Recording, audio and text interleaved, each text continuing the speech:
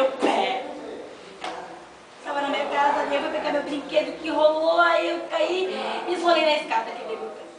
Tá difícil carregar um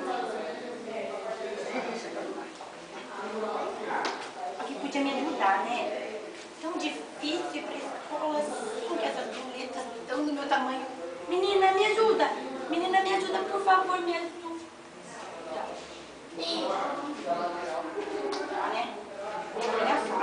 Menina, me ajuda aí, olha o livro aqui, ó, tá caindo, menina. Menina, quebrei meu pé, menina, por favor, menina. Menina, oi, tudo bom? Eu quero, por favor. Deixa eu te ajudar. Ele derrubou meu livro.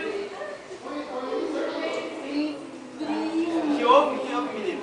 A outra menina veio aqui, ela não me ajudou, daí a outra não falou que não podia, a outra veio e derrubou meu livro, que eu bati meu pé. Você quer seu livro? Eu quero.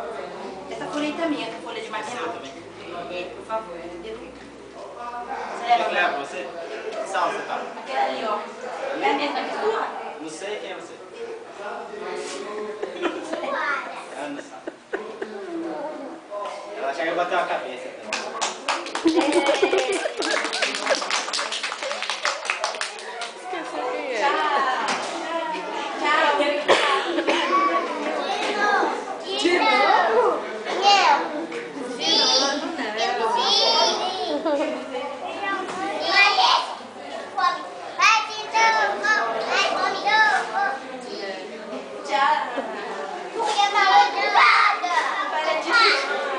Vai de novo.